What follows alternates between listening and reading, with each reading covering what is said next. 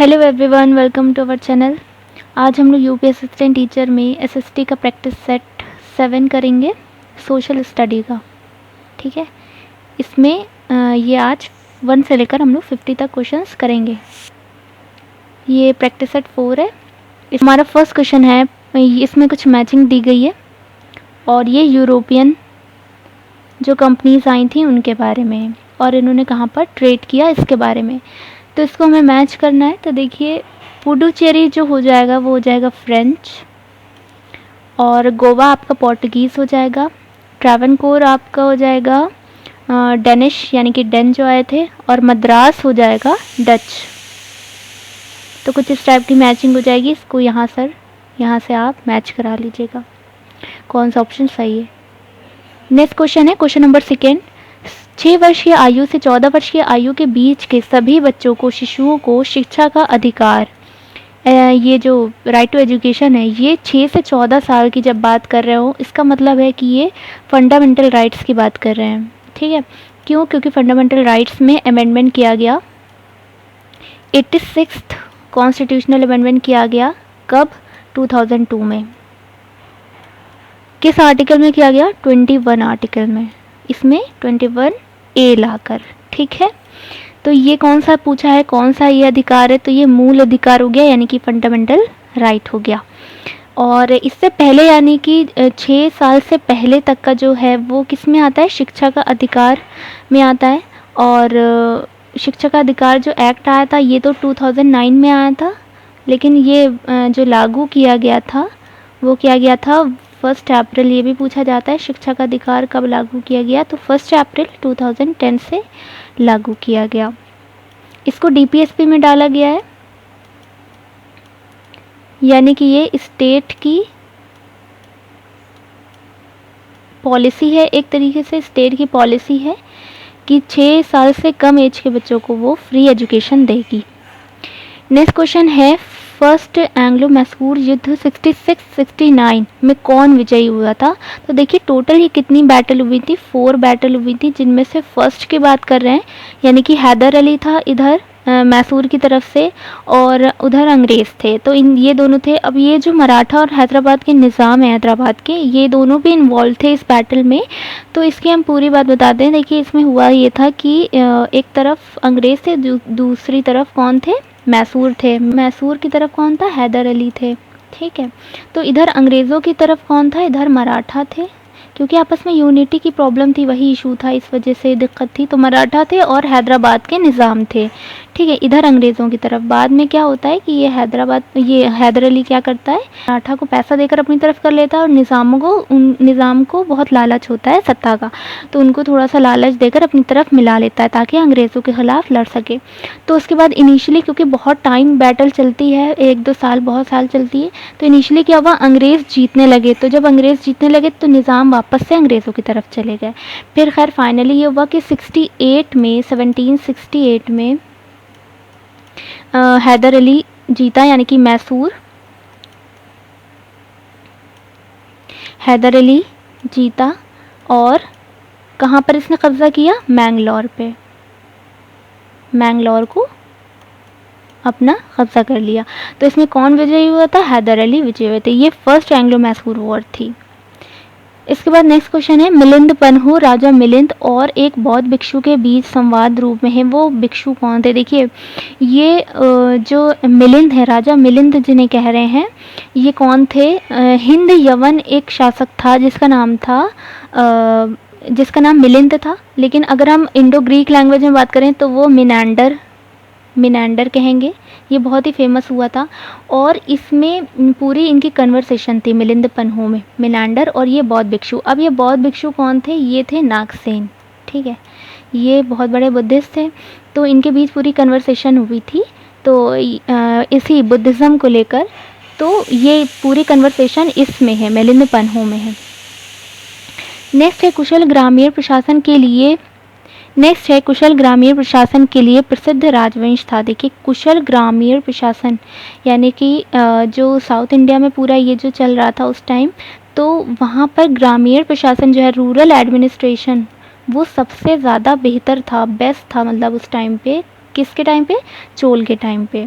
तो ये याद रखिएगा, चोल जो राजवंश था इस टाइम पे रूरल एडमिनिस्ट्रेशन बहुत अच्छा था, बहुत स्ट्रॉन्ग था, पूरा ऑटोनोमस सिस्टम था, बहुत अच्छा था। नेक्स्ट है भारत का कार्यपालिका अध्यक्ष यानी कि एग्जीक्यूटिव हेड कौन है? तो ये राष्ट्रपति होता है। एग्जीक्यूटिव हेड जो होता है वो राष्ट्रपति होता है। और अगर कहें हेड ऑफ गवर्नमेंट कौन है, तो वो प्रधानमंत्री यानी कि प्राइम मिनिस्टर होता है। ठीक है, तो एग्जीक्यूटिव हेड जब भी पूछा जाए तो वो राष्ट्रपति आता है। आर्टिकल 53(1). नेक्स्ट है IR-20 और रत्ना दो प्रमुख किस्म हैं किसकी? तो ये किस्म है धान की, ये चावल की है, IR-20 और रत्ना।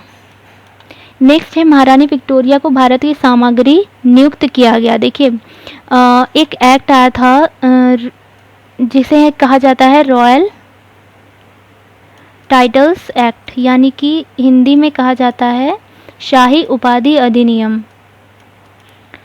1876 में आया था। इस टाइम पे पूछा जाता है वाइसरॉय कौन था, तो वो भी पता होना चाहिए, लेटन था। ठीक है, लेटन था वाइसरॉय। तो इसमें ये होता था कि इसी के अंडर में क्या हुआ था कि 1 जनवरी 1877 यानी कि एक साल बाद विक्टोरिया को यहाँ दिल्ली दरबार में सामग्री जो होती है पूरी सारा सामान जो सामग्री थी पूरे भंडार खाली करवा लिए गए थे, फूड ग्रेन सारे, तो वो उनको पूरा एक दिल्ली दरबार बनाया गया था, वो उनको सौंपा गया था।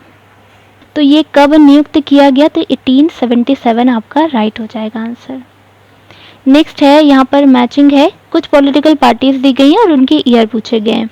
तो देखिए भारतीय राष्ट्रीय कांग्रेस, ये तो सबको याद रहता है 1885, INC, भारतीय जनसंघ ये आपका आता है 1951 में। उसके बाद भारतीय कम्युनिस्ट पार्टी यानी कि साम्यवादी दल ये 1925 और AIADMK ये 1972 ये थी आपकी ऑल इंडिया अन्न द्राविडियन, ये तमिलनाडु में थी, तो पॉलिटिकल पार्टी, तो ये 1972 सही है। नेक्स्ट है ब्लू रिवॉल्यूशन संबंधित है। देखिए ब्लू रिवॉल्यूशन है मछली उत्पादन से, ये राइट हो जाएगा, फिशेस से। और अगर हम दूध की बात करें मिल्क की, तो वो वाइट रिवॉल्यूशन में आएगा। और तेल की बात करें तो वो आएगी आपकी येलो रिवॉल्यूशन से, येलो रिवॉल्यूशन से। और खाद्यान्न की बात करें तो वो आएगी फूड ग्रेन्स यानी कि ग्रीन रिवॉल्यूशन से। ठीक है, तो ये पूरी लिस्ट होती है, इसको आप याद कर लीजिएगा। नेक्स्ट है ब्रह्म समाज का सिद्धांत आधारित है। ब्रह्म समाज का जो सिद्धांत है ये लाया कौन? राजा राम मोहन राय लाए। ठीक है, राजा राम मोहन राय लाए। और ये किस पर आधारित है? ये एक देववाद पर, मतलब कि इनका ये कहना था कि एक ईश्वर है सर्वशक्तिमान, और इन्होंने किसके अगेंस्ट है? ये मूर्ति पूजा के अगेंस्ट थे, और बहुत सारे जो ईश्वर को मानने वाले थे उनके अगेंस्ट थे, इस सोच के अगेंस्ट थे। ये सिर्फ एक पे बिलीव करना चाहते, एक पे बिलीव करते थे, और यही ये सिद्धांत लाए थे, ब्रह्म समाज का सिद्धांत। नेक्स्ट है, इसमें मैचिंग करनी है, जनरल्स दिए गए हैं और यहाँ पर उसकी जगह। तो देखिए हजारीबाग ये कहाँ पर है? ये किसके लिए फेमस है? ये है अभ्रक यानी कि माइका के लिए फेमस है। नेवेली जो है ये किसके लिए फेमस है? ये भूरा कोयला यानी कि लिग्नाइट के लिए फेमस है। इसके अलावा झरिया, ये हजारीबाग कहाँ है? ये झारखंड में है, झारखंड। नेवेली कहाँ है? तमिलनाडु में। और झरिया ये भी झारखंड में है। ये किसके लिए फेमस है? ये है कोयला के लिए, झारखंड कोयला के लिए फेमस है। राउरकेला ये लोहा के लिए फेमस है, ये कहाँ है? उड़ीसा में। ठीक है, उड़ीसा के राउरकेला किसके लिए फेमस है? लोहे के लिए। झरिया झारखंड का झरिया, और हजारीबाग, झरिया जिनमें से कोयले के लिए फेमस है, हजारीबाग अभ्रक यानी कि माइका के लिए फेमस है, और नेवेली आपका कहाँ है? तमिलनाडु में, ये पूरा कोयला यानी कि लिग्नाइट है। तो यहाँ से आप मैच करा लीजिएगा जो सा हो जाए। नेक्स्ट है क्वेश्चन है सरदार सरोवर बांध निम्नलिखित में से किस नदी पर है? तो सरदार सरोवर बांध जो है वो नर्मदा नदी पर है। और देखिए फर्स्ट जो अगर हम कहें भारत में सबसे ऊंचा यानी कि फर्स्ट, अगर हम हाइट की बात करें हाइट वाइज, तो सबसे ऊंचा तो टेहरी डैम है, टेहरी है। उसके बाद सेकंड नंबर पे है भाखड़ा नांगल,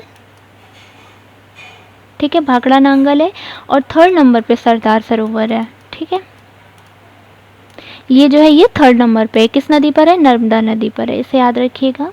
नेक्स्ट क्वेश्चन है भारतीय संविधान, यहाँ पे मैचिंग करनी है, पार्ट्स दिए गए हैं और यहाँ पर सब्जेक्ट दिया गया है। तो देखिए संविधान का भाग 9 जो है वो पंचायत बताता है, पंचायत के बारे में है।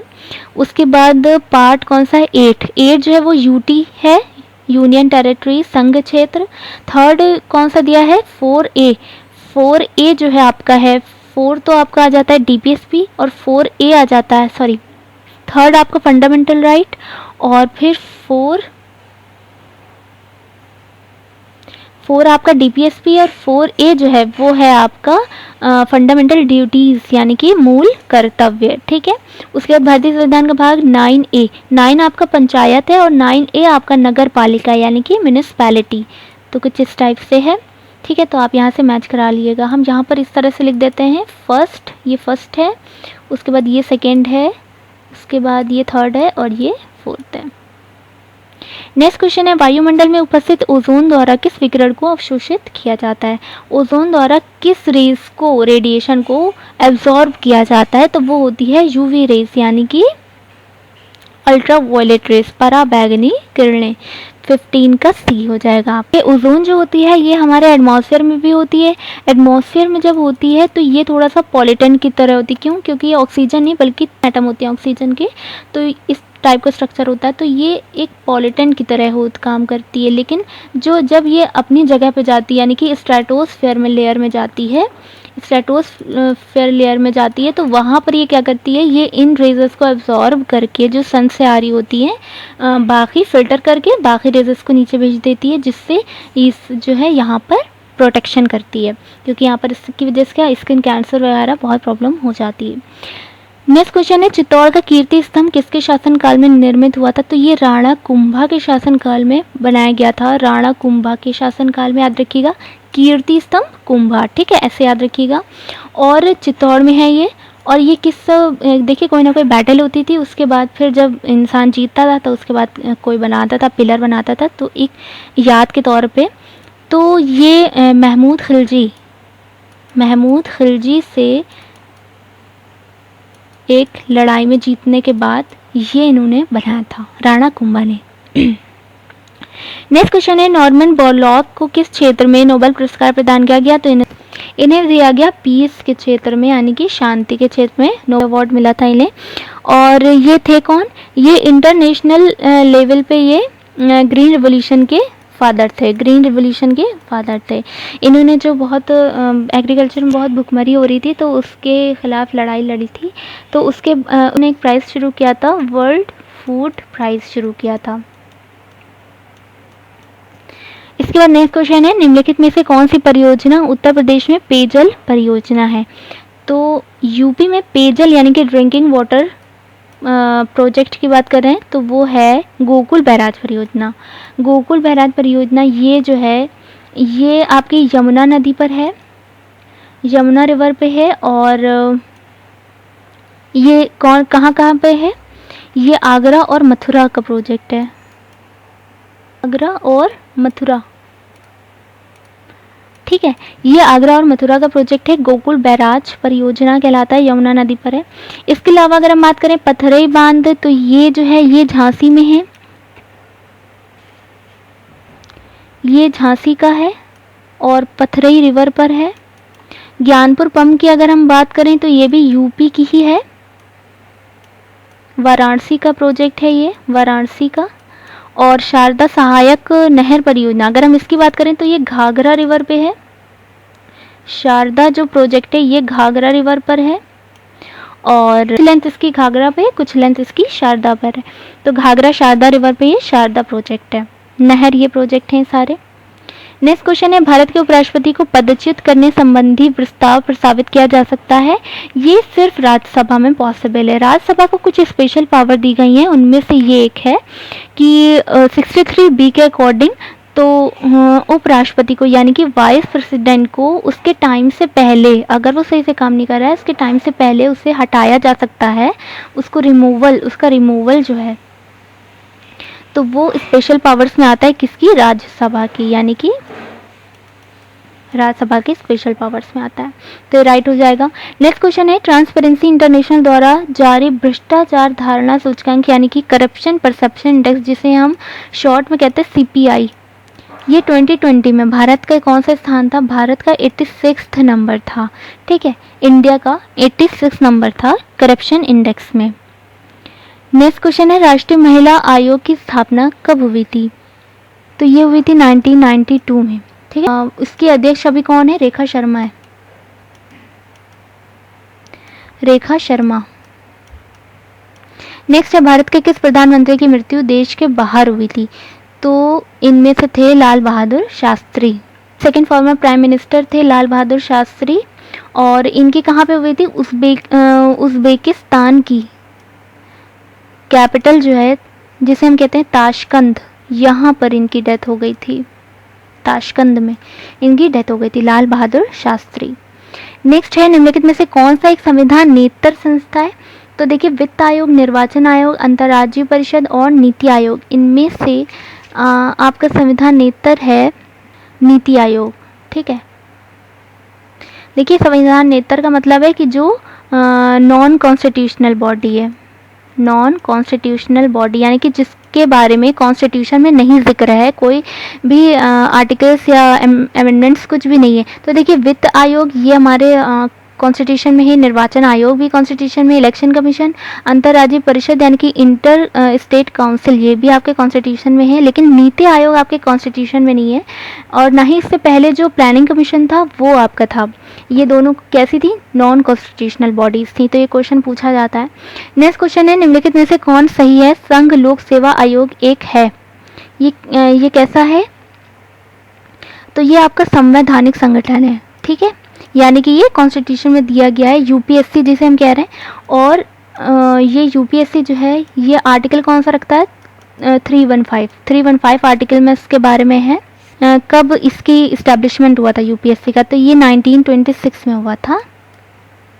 1926 में सबसे पहले यूपीएससी स्टार्ट हुई थी, और इसके बाद पहले तो और उसके बाद क्या हुआ था? फिर प्रोविंस लेवल पे कब आई है? प्रोविंस लेवल पे आई है 1935 में, जब गवर्नमेंट ऑफ इंडिया एक्ट 1935 आया है, तब प्रोविंस को भी इसने इंक्लूड किया है। नेक्स्ट क्वेश्चन है, 25 वेटलैंड दिवस कब मनाया जाता है? तो ये 2 फरवरी को सेलिब्रेट किया जाता है, और ये इंटरनेशनल कन्वेंशन हुआ था, रामसर कन्वेंशन, ईरान में। इस पे सबने साइन की थी, और ये तभी से रामसर वेटलैंड साइट जो है ये आइडेंटिफाई की जाती हैं। तो देखिए, इसमें जो है ये कई सारी साइट्स हैं, इनके बारे में हम फिर कभी नेक्स्ट वीडियो में या फिर सेपरेट वीडियो में बताएंगे, क्योंकि ये इंपॉर्टेंट है, इनसे क्वेश्चन पूछा जाता है। तो देखिए, इस बार की अगर हम थीम की बात करें, 2021 की थीम की बात करें, तो वेटलैंड्स एंड वाटर ये थीम थी इस बार। नेक्स्ट टाइम थी 2020 में थी वेटलैंड्स एंड बायोडाइवर्सिटी, इस बार थी वेटलैंड्स एंड वाटर। तो ये याद रखिएगा, थीम से भी क्वेश्चन आ सकता है। नंबर 26, निम्नलिखित में से किसे एक दबाव समूह माना जा सकता है? देखिए, दबाव समूह का क्या मतलब है? दबाव समूह जो होता है वो कोई ऐसा संघ या फिर ऑर्गेनाइजेशन होता है जो अपने मेंबर्स के लिए पॉलिटिकल पार्टीज़ को भी इफ़ेक्ट कर दे। ठीक है, जैसे कोई रूल्स आया, कोई रूल्स लगाया गवर्नमेंट में, तो अपने मान ली वो उसके ख़िलाफ़ हो रहा है, उसके मेंबर के ख़िलाफ़ हो रहा है, तो वो उसके लिए क्या करेगा? कुछ ना कुछ स्ट्राइक करेगा या फिर धरना देगा, तो पॉलिटिकल पार्टी जो होगी वो इफ़ेक्टेड होगी। तो ऐसे समूह को दबाव समूह माना जा सकता है। तो ये पूछा है कि इनमें से कौन सा ऐसा समूह है जो कि दबाव समूह मानते हैं? लोकसभा के सदस्य, पंचायत के सदस्य, मंत्रिमंडल के सदस्य और मजदूर संघ के सदस्य। तो याद रखिएगा, मजदूर संघ यानी कि लेबर ऑर्गेनाइजेशन जो होती है वो इसके लिए फेमस है, इसको दबाव समूह मान सकते हैं। अब आते हैं नेक्स्ट क्वेश्चन पे, क्वेश्चन नंबर 27, आबू का जैन मंदिर किससे बना है? देखिए, माउंट आबू जो कि राजस्थान में है, तो ये जो बना है ये संगमरमर से बना है। यहाँ पर वो दिलवाड़ा जैन मंदिर जो बहुत फेमस है वो संगमरमर से बना हुआ है। और ये किसने बनवाया है? ये चालुक्य डायनेस्टी, चालुक्य में भी कई सारे थे ना चालुक्य में, तो उसमें सोलंकियों ने बनवाया था, सोलंकी ने। ठीक है, और अगर नाम पूछा जाए तो विमल शाह ने बनवाया था, विमल शाह। नेक्स्ट क्वेश्चन है क्वेश्चन नंबर 28। प्राचीन भारत के एक महान शिक्षा केंद्र विक्रमशिला महाविहार की स्थापना की थी। देखिए विक्रमशिला महाविहार की स्थापना की थी धर्मपाल ने। ये कौन सा था? पाल डायनेस्टी का ये शासक था, पाल डायनेस्टी का, याद रखिएगा। इसने धर्मपाल ने विक्रमशिला महाविहार की स्थापना की थी। ये नालंदा जैसे विश्वविद्यालय थे, उसी तरह ये विक्रमशिला भी था। नेक्स्ट क्वेश्चन है राजा भोज ने शासन किया। राजा भोज ने ये जो थे ये परमार डायनेस्टी से थे, परमार वंश के थे। और इनकी जो कैपिटल थी, जहाँ जो इनका सेंटर था, जहाँ से पूरा इनका एडमिनिस्ट्रेशन चलता था, वो उज्जैन थी। इनिशियली उज्जैन थी, लेकिन फिर क्या होता है कि बाद में ये चेंज होके ट्रांसफ़र कर देते हैं कहाँ पर? धार पर। तो धार इनकी कैपिटल हो जाती, यहीं से लोग शासन करते हैं और राजा भोज ने भी यहीं से शासन किया। तो इसका राइट आंसर धार हो जाएगा। नेक्स्ट क्वेश्चन है क्वेश्चन नंबर 30। आलार कलाम कौन थे? आलार कलाम कौन थे? तो ये बुद्ध के गुरु थे। तो अब ये ऑप्शन में दिया बुद्ध के एक शिष्य थे, ये तो रॉन्ग हो गया। सांख्य दर्शन के आचार्य थे। बुद्धकालीन एक शासक थे, ये भी रॉन्ग हो गया। बुद्ध के मित्र थे, ये भी रॉन्ग हो गया। ये क्या थे? एक सांख्य दर्शन के आचार्य थे और इनसे इन्होंने क्या की थी? बुद्ध ने शिक्षा ली थी। जब ये घर से निकल गए थे काफ़ी सालों के बाद, तो फिर ये आलार कलाम के पास पहुँचते, वहाँ पर इनसे कुछ टाइम तक अपनी शिक्षा लेते हैं और फिर वहाँ से आगे फर्दर ये निकल पड़ते हैं। तो ये क्या थे? आलार कलाम सांख्य दर्शन के एक आचार्य थे। क्वेश्चन है क्वेश्चन नंबर 31। चीनी यात्री वेन सांग ने किस विश्वविद्यालय में अध्ययन किया था? देखिए वेन सांग तो सबसे पहले पूछा जाता है किसके शासनकाल में आया था, तो ये हर्षवर्धन के शासनकाल में आया था। याद कैसे रखिएगा? देखिए फायान और हेन सांग, दो में कन्फ्यूज़न होता है, इन्हीं दोनों से क्वेश्चन बनते हैं मोस्टली। तो एच से वेन सांग शुरू होता है और एच से ही हर्षवर्धन शुरू होता है, इस तरह से याद रखिएगा। बाकी फिर दूसरा वाला फायान वो दूसरे में आ जाएगा। तो अब ये किस विश्वविद्यालय में इन्होंने अध्ययन किया था? इन्होंने नालंदा विश्वविद्यालय में अध्ययन किया था। ठीक है, याद रखिएगा वेन सांग ने नालंदा विश्वविद्यालय में अध्ययन किया था। अब ये जो है ये इन्होंने यहाँ पर लगभग 1.5 साल रहकर 1.5 ईयर्स रहकर इन्होंने यहाँ पर योग शास्त्र बहुत अच्छे से इन्होंने स्टडी की थी, योग शास्त्र की। ठीक है, और उसके बाद फिर ये चले जाते हैं पूरे मतलब इंडिया में पूरा इधर घूमने सब चीज़ें। तो वहाँ पर उसके बाद ये वापस से नालंदा में आके जो है स्पीच वगैरह देते हैं, अपना एक्सपीरियंस शेयर करते हैं। अब आते हैं नेक्स्ट क्वेश्चन पे, क्वेश्चन नंबर 32। भागवत धर्म के प्रवर्तक कौन थे? भागवत धर्म के प्रवर्तक थे वृष्णि। वैसे इनको कहा जाता है वंशी कृष्ण। तो ये दोनों ही पता होना चाहिए, वंशी कृष्ण। ठीक है, तो ये कृष्ण राइट आंसर हो जाएगा। ठीक है, ये प्रवर्तक थे वृष्णि और ये वंशी कृष्ण भी कहा जाता है, तो ये कृष्ण यहाँ पर राइट आंसर हो जाएगा। अब ये किसके बेटे थे? ये वासुदेव के बेटे थे, तो इसलिए वासुदेव पुत्र भी कहा जाता है, वासुदेव कृष्ण भी इन्हें कहा जाता है। तो इनके कई सारे नाम है, तो किसी से भी पूछा जा सकता है। वासुदेव के बेटे थे इसलिए इनको वासुदेव कृष्ण भी कहा जाता है और ये मथुरा से थे। अब आते हैं नेक्स्ट क्वेश्चन पे, क्वेश्चन नंबर 33। भारत में पर्यावरण संरक्षण अधिनियम पारित हुआ था। देखिए इससे कई रिलेटेड सारे क्वेश्चन है, सीधा ईयर ही पूछा जाता है, तो यहाँ पर हम थोड़े से बता देते हैं जो बहुत पूछे जाते हैं, इंपॉर्टेंट है। तो सबसे पहले उसमें आता है आपका फॉरेस्ट कंजर्वेशन एक्ट, इसको नोट कर लिएगा। फॉरेस्ट कंजर्वेशन एक्ट ये आता है 1980 में आपका। इसके बाद ये forest protection act, sorry environment protection act EPA, ये आता है 1986। ठीक है, ये हो गया। इसी तरह से आता है वाइल्ड लाइफ प्रोटेक्शन एक्ट, ये आता है 1972। ये 3 हो गए। इसके बाद ये आपके 3 एक्ट हो गए, forest conservation act, environment protection act और वाइल्ड लाइफ प्रोटेक्शन एक्ट, इनको याद रखिएगा।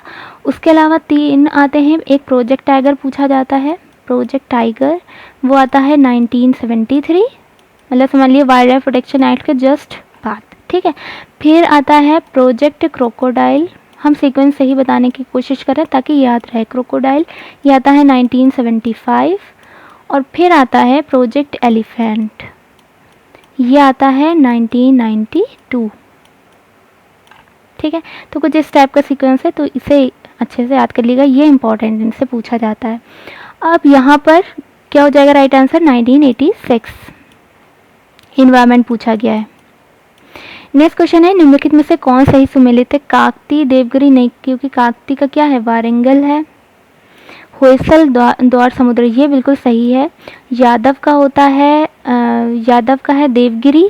पांड्य की है मदुरा। पांड की देखिए मदुरा, ये इसलिए रॉन्ग हो जाएगी, इसको सही नहीं मानेंगे क्योंकि पहले दूसरी थी, इनिशियली जो थी वो इसकी कोरकई थी। पांड की पहले कोरकई थी, बाद में मथुरा होती है, इसलिए इसको राइट नहीं मानेंगे। होयसल, द्वार समुद्र को राइट मानेंगे। ठीक है। नेक्स्ट क्वेश्चन है, निम्नलिखित में कौन हैदराबाद के स्वतंत्र राज्य का संस्थापक था? तो स्वतंत्र राज्य का फाउंडर जो था वो था चिनकिलिच खां। नेक्स्ट क्वेश्चन है, दिल्ली सल्तनत का कौन सा सुल्तान लाख बख्श के नाम से जाना जाता है? देखिए लाख बख्श का मतलब है जो लाखों मतलब लाखों को देने वाला, जो बहुत सारे लोगों को दान देता है, उसे क्या कहा जाता था, इसलिए टाइटल आया। अब ये कुतुबुद्दीन ऐबक जो थे, इन्हें लाख बख्श के नाम से जानते हैं। क्यों? क्योंकि ये बहुत ज़्यादा लिबरल थे, उदार थे, बहुत दान करते थे लोगों को, तो इसलिए इनका नाम लाख बख्श के नाम से भी जाना गया। दिल्ली में कौन सा था? Slave dynasty. दिल्ली में स्लेव डायनेस्टी, ये मोहम्मद गौरी के स्लेव थे। मोहम्मद गौरी के ये स्लेव थे। नेक्स्ट क्वेश्चन है, दसवंत और बसावन नामक प्रसिद्ध चित्रकार किस मुगल सम्राट के राज दरबारी थे? तो देखिए अकबर के ये कंटेम्प्रेरी थे, और अकबर की एक आईने अकबरी लिखी थी अबुल फजल ने। अबुल फजल ने लिखी थी आईने अकबरी। इस बुक में इन्होंने जो यहाँ पर जितने भी आर्टिस्ट थे उनके नाम लिखे थे, उसमें दसवंत और बसावन का नाम था, और भी बहुत सारे थे, जैसे फारूक थे, महेश थे, तारा थे, बहुत सारे थे, केशव लाल थे, तो उन सब के नाम जो है इस बुक में पता चलते हैं, इस बुक से पता चलते हैं, आईने अकबरी से। तो याद रखिएगा। ये किसने लिखी थी? अबुल फजल ने लिखी थी। किसके राज दरबार में थे? अकबर के राज दरबार में थे। नेक्स्ट क्वेश्चन है, 1773 में जिज मोहम्मद शाही पुस्तक जो नक्षत्रों संबंधी ज्ञान से संबंधित है, के लेखक है? जो तारों से रिलेटेड जो नॉलेज लेते हैं लोग, कॉन्स्टलेशन पे डिपेंड करते हैं, जो नॉलेज लेते हैं वो नक्षत्र, वही नक्षत्र होते हैं। तो ये जिज मोहम्मद शाही एक बुक थी, किसने लिखी थी? ये थे जयपुर के सवाई जयसिंह। जयपुर के सवाई ये जो जयसिंह थे, ये इन्होंने बहुत सारी लैब्स खोली थी, साइंटिफिक लैब्स खोली थी बहुत जगह, और इनके पास काफ़ी सारे मॉडर्न इक्विपमेंट्स भी थे। तो इन्होंने दिल्ली, मथुरा, उज्जैन, यहाँ बहुत सारी लैब्स इन्होंने खोल ली थी, और ये एक इन्होंने सेट तैयार किया था बुक्स का, जिसका नाम था पूरा जिज मोहम्मद शाही। इसमें इसके बारे में, कॉन्स्टलेशन के बारे में पूरी नॉलेज है, पूरा पता चलता है। नेक्स्ट क्वेश्चन है, भारतीय मरुस्थल की एक महत्वपूर्ण नदी। देखिए भारतीय मरुस्थल की जब बात करते हैं तो इसका मतलब होता है कि जो राजस्थान वाला एरिया है वहीं पे थार है। ठीक है। अब यहाँ पर राजस्थान, गुजरात यहाँ पर मिलता है हमें। तो अब यहाँ पर क्या होती है, यहाँ पर एक लूनी नदी होती है। लूनी और मूसी में बहुत कन्फ्यूज़न होता है, तो याद रखिएगा मूसी नदी जो है वो हैदराबाद में, और लूनी नदी इधर है। लूनी नदी जो है ये कहाँ से निकलती? तो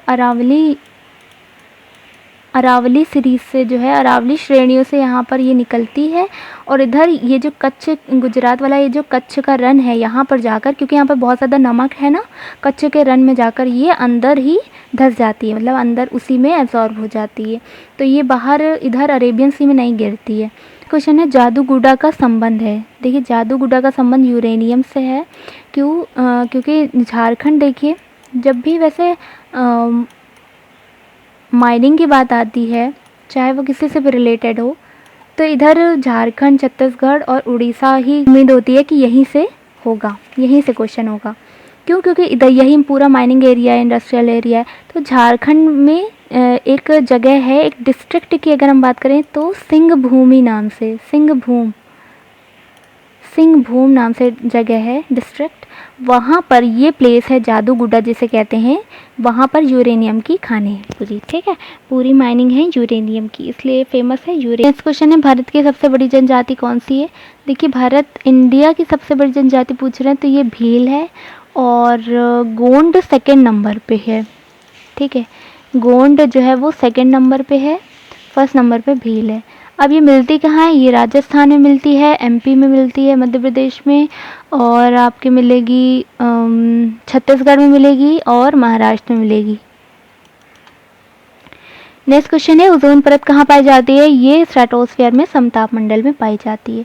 नेक्स्ट क्वेश्चन है पानीपत के तीसरे युद्ध में निम्न में से किसने मराठाओं को हराया था? देखिए, जो थर्ड वॉर हुई थी पानीपत की, थर्ड बैटल, तो ये किसके बीच हुई थी? ये मराठा और अफगानों के बीच हुई थी। अफगानों की तरफ से कौन था? अहमद शाह अब्दाली था, और इधर मराठों की तरफ से कौन था? सदाशिव राव था, सदाशिव राव, और अफगानों की तरफ से अहमद शाह अब्दाली।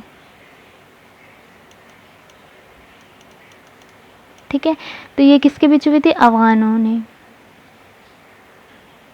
ये हो जाता है राइट आंसर। हुई थी 1761 में। क्वेश्चन नंबर 44, 1932 में पूना पैक्ट के बाद हरिजन सेवक संघ की स्थापना हुई थी, इसके अध्यक्ष कौन थे? देखिए, 1932 में जो पूना पैक्ट हुआ था, पहले इसके बारे में बात कर लेते हैं। पूना पैक्ट हुआ था गांधी और अंबेडकर के बीच, गांधी और अंबेडकर के बीच, ये भी पूछा जाता है। और इस पूरे पैक्ट होने के बाद क्या हुआ था कि गांधी जी का सविनय अवज्ञा, पहले वो सिविल डिसोबीडियंस पे फोकस कर रहे थे, उनसे फोकस वहाँ से हटकर फिर इनका आ जाता है अनटचेबिलिटी को लेकर, कि ये जो अस्पृश्यता जिसे कहते हैं, तो एससी कास्ट इन सब के लिए जो ये अनटचेबिलिटी ये जो होती है ना दलितों के लिए, इस पे इनका फोकस आ जाता है। और फिर ये शुरू करते हैं अखिल भारतीय अस्पृश्यता विरोधी लीग, ये किस टाइप की संस्था स्टार्ट करते हैं। उसके बाद वही कन्वर्ट होकर उसका नाम हरिजन सेवक संघ रख दिया जाता है, और इसके अध्यक्ष जो होते हैं वो होते हैं घनश्याम दास बिड़ला। तो याद रखिएगा, घनश्याम दास बिड़ला हरिजन सेवक संघ के अध्यक्ष बनते हैं। नेक्स्ट क्वेश्चन है क्वेश्चन नंबर 45, वर्ष 1940 में मुस्लिम लीग के अधिवेशन पाकिस्तान के सृजन का प्रस्ताव किसने रखा था? देखिए, पाकिस्तान के सृजन का प्रस्ताव जो रखा था वो रखा था फजलुल हक ने रखा था, और इसका ड्राफ्ट कई लोगों ने मिलकर ये सब किया था। तो ड्राफ्ट किसी ने तैयार किया था और इसका प्रस्ताव किसी और ने रखा था। तो यहाँ पर जो क्वेश्चन है वो यही है कि पाकिस्तान के सृजन का कि सेपरेट एक अलग डोमिनियन बनाया जाए, इसके लिए फजलुल हक ने प्रस्ताव रखा था। और ये 1940 में मुस्लिम लीग के अधिवेशन यानी कि जो लाहौर में हुआ था, ये उसकी बात है। ठीक है, लाहौर अधिवेशन जिसे कहते हैं, वहाँ पर ये चीज़ हुई थी। नेक्स्ट क्वेश्चन है अमेरिकी पत्रकार जो महात्मा गांधी के भारत छोड़ो आंदोलन के दौरान उनके साथ थे, उनका नाम था। वैसे तो कई सारे लोग थे अमेरिकी पत्रकार में, तो कई सारे लोग थे, उनमें से एक बहुत ही ज़्यादा फेमस नाम आता है जिनका नाम है लुई फिशर। ये महात्मा गांधी के साथ थे, उनकी ऑटोबायोग्राफी के भी इनसे भी ये रिलेटेड थे, और भारत छोड़ो आंदोलन यानी कि क्विट इंडिया मूवमेंट के टाइम पे भी इनका नाम आता है। तो यहाँ पर लुई फिशर इसका राइट आंसर हो जाएगा। क्वेश्चन है कौन से देश पाक स्ट्रेट से जुड़े हुए हैं? देखिए, स्ट्रेट जो होती है यानी कि जिसे जल डमरू मध्य कहते हैं हिंदी में, तो इसका काम होता है दो वाटर बॉडीज़ को कनेक्ट करना, ठीक है, जोड़ना आपस में, और दो सॉलिड बॉडीज़ को आपस में अलग कर देना। ठीक है, इसके बीच में है ये इंडिया और श्रीलंका के बीच में। ठीक है, या फिर कहें इस तमिलनाडु को श्रीलंका से अलग करती है। ठीक है, तो ये इंडिया और श्रीलंका के बीच में पाक स्ट्रेट है। उधर बे ऑफ बंगाल को मन्नार खाड़ी से जोड़ती है। नेक्स्ट क्वेश्चन है निम्नलिखित घटनाओं पर विचार कीजिए, उन्हें काला क्रमानुसार व्यवस्थित कीजिए, क्रोनोलॉजिकल ऑर्डर में लगाना है। तो देखिए, ये सारे इंसिडेंट कब हुए हैं, तो हमें ईयर पता होना चाहिए। तो क्रिप्स मिशन 1942 में हुआ है, अगस्त प्रस्ताव 1940 में हुआ, नेहरू रिपोर्ट 1928 में हुआ, 1928 में आई थी, और वेवेल योजना 1945 में। तो इस हिसाब से लगा लेते हैं। पहले नेहरू रिपोर्ट थर्ड आएगी, उसके बाद ये 40 आएगी, अगस्त प्रस्ताव यानी कि सेकंड, फर्स्ट, फोर्थ, ये वाला ऑप्शन सही है। नेक्स्ट क्वेश्चन है 15 अगस्त 1947 के बाद भारत का कौन सा पुर्तगाल के अधीन रहा था? अच्छा, देखिए क्या हुआ था 1947 यानी कि इंडिपेंडेंस के बाद पुर्तगाल के पास एक रहा था एरिया, वो है गोवा। ठीक है। गोवा जो है इनके पास था, इन्हीं का था, और लेकिन फिर 1961 में पोर्टुगीज़ से फ्री करा लेता है इंडिया इन गोवा को, ठीक है, 1961 में, याद रखिएगा। नेक्स्ट क्वेश्चन है, स्वाधीन भारत की प्रथम औद्योगिक नीति जिस वर्ष घोषित की गई वो था, देखिए फर्स्ट इंडस्ट्रियल पॉलिसी जो बात करेंगे हम स्वाधीन भारत की, यानी कि आफ्टर इंडिपेंडेंस, ये थी 1948 में आई थी, और इसमें बात हुई थी मिक्स्ड इकॉनमी की, इसमें बात हुई थी मिक्स्ड इकॉनमी की, जो कि इंडिया की खासियत है, मिश्रित अर्थव्यवस्था जिसे कहते हैं। अब और इसके अलावा इसमें हुआ था कि कई सारे सेक्टर बांट दिए गए थे, पब्लिक सेक्टर अलग और प्राइवेट सेक्टर अलग, और किसमें क्या क्या काम रहेगा, यानी कि उद्योग किसमें क्या क्या रहेंगे वो भी डिवाइड कर दिए गए थे, बांट दिए गए थे, पब्लिक सेक्टर के और प्राइवेट सेक्टर के। तो इस यहाँ पर हमारे 50 क्वेश्चंस फिनिश हो जाते हैं। आई होप आपको सेशन सही लगा हो। जैसा भी हो आप कमेंट कीजिएगा, फीडबैक ज़रूर दीजिएगा और ज़्यादा से ज़्यादा शेयर कीजिएगा। Thank you so much.